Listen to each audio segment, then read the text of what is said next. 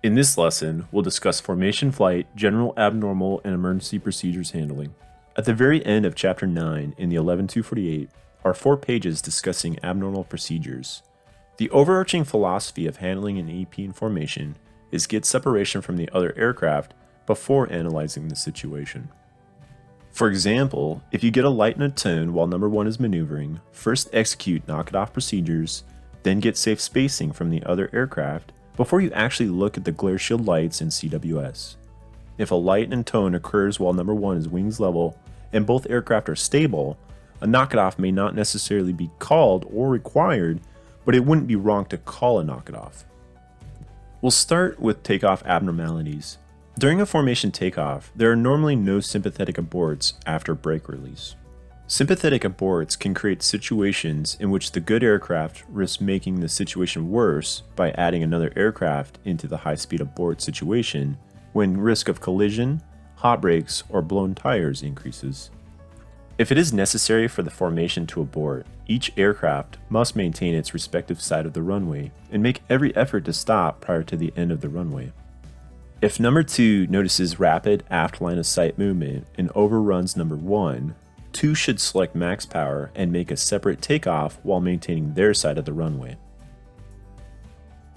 As soon as practical, number 1 should advise 2 they are boarding over the interplane frequency.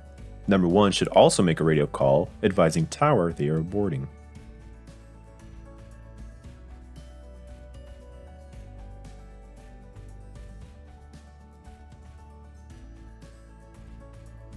If number 1 sees a conflict in their flight path that poses a hazard to both aircraft, such as something on the runway or a flock of birds in the departure corridor, number 1 should direct the flight to abort. Number 1 directs a formation call using the word flight, abort, abort, abort. If one or both aircraft abort, it is imperative the runway centerline be treated like a brick wall, meaning do everything in your power to not cross over to the other side of the runway in order to not hit the other aircraft. During an interval takeoff, if number 1 aborts, make a radio call when practical. It may be difficult for number 2 to recognize an abort using only visual cues. If number 2 has not released brakes, number 2 reduces power and holds position until number 1 clears the runway. If number 2 is rolling but below abort speed, an abort should be considered as there may not be sufficient spacing to take off behind number 1. If number 2 is above abort speed, continue the takeoff. Once airborne, if as number 1 you have an engine-related issue, direct 2 to level off and take spacing. Once safe spacing is ensured, then turn climb clean check to the nearest ELP key.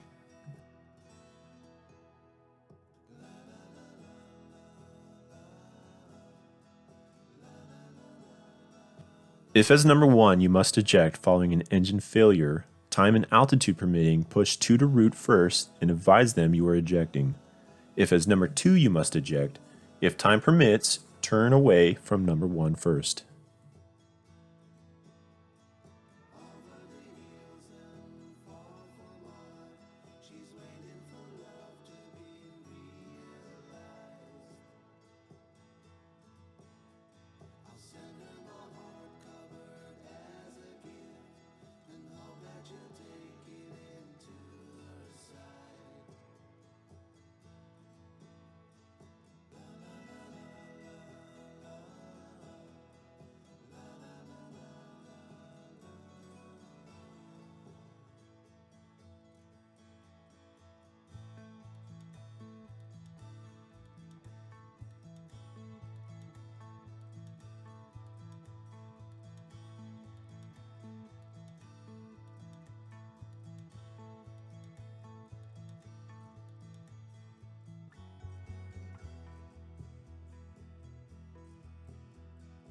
If as number 2 you have a light and a tone, move to route before analyzing.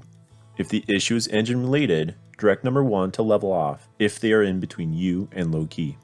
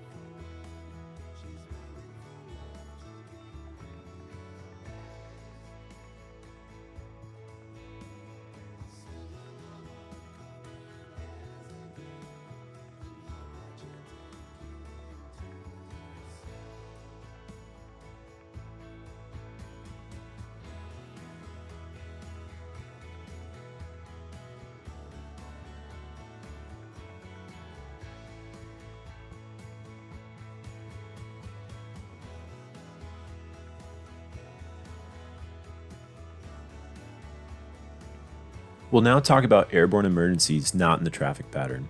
In general, maintain formation integrity to the maximum extent possible during airborne emergencies. If an aircraft malfunction occurs while in fingertip, increase aircraft separation before handling the emergency if weather allows. The formation member with an abnormal situation advises other members in the formation of the problem, intentions, and assistance required. In VMC, without engine problems, the emergency aircraft generally leads back to a straight-in. In IMC, the emergency aircraft generally leads back to an instrument approach unless they are experiencing degraded avionics. When a malfunction is discovered by number 1, call knock it off and inform number 2 of the problem as soon as practical. In general, the aircraft with malfunction should be given the number 1 position. This allows the affected aircraft to handle the emergency without the requirement to maintain position. The number 1 position should be offered 3 times. 1. When the emergency occurs.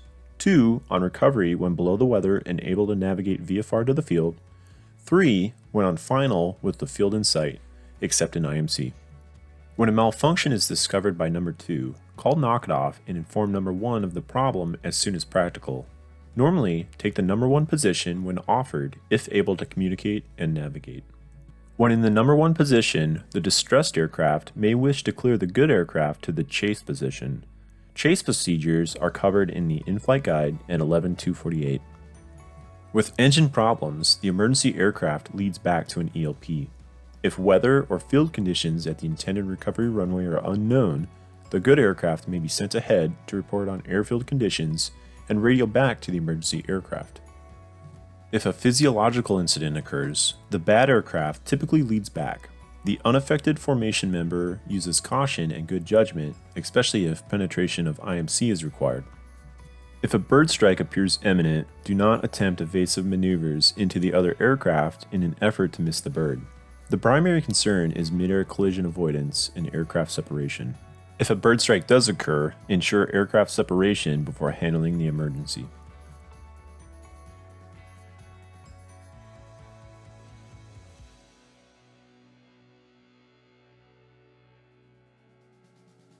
If a mid-air collision occurs between formation members, they will not act as chase ships for each other. Number 1 coordinates separate clearances and chase ships.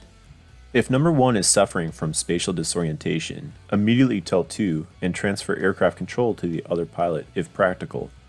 If transfer of aircraft control is not an option, confirm attitude with the other crew member or number 2.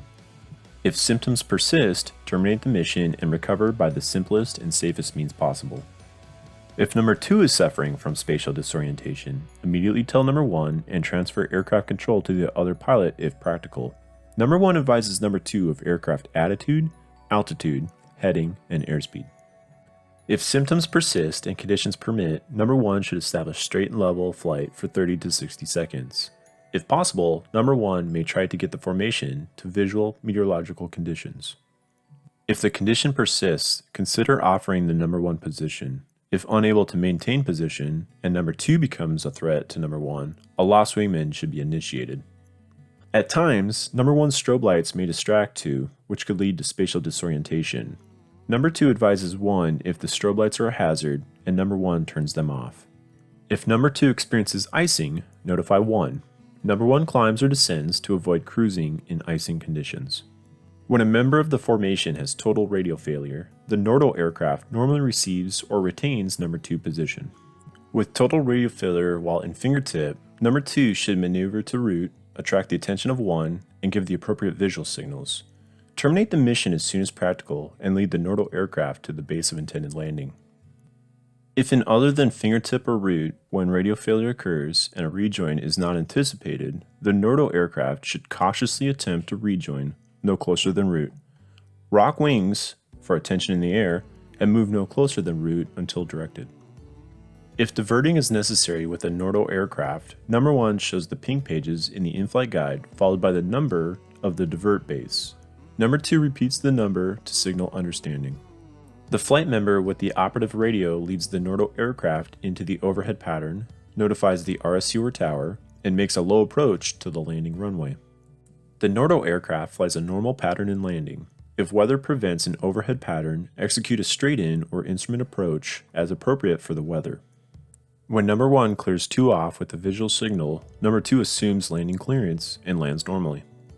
If ejection is required, the other aircraft acts as the on-scene commander until relieved or bingo fuel is reached. Local in-flight guides will outline local specifics. Here's an example of how to handle an airborne abnormality as number 2. Yogi, knock it off. Yogi 1, knock it off. Yogi 2, knock it off. Lighten tone. Yogi 2 has an O-box failure, no physiological symptoms. Yogi 2, would you like to lead? Affirmative.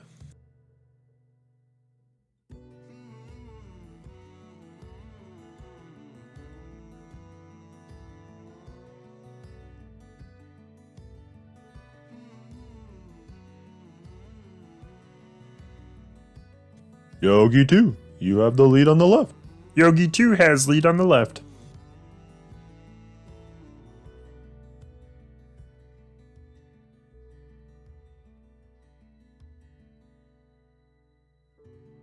Yogi 2, go fighting wing. Please read me the O-box failure checklist. 2. That completes this lesson on general abnormal and emergency procedures handling during formation flight.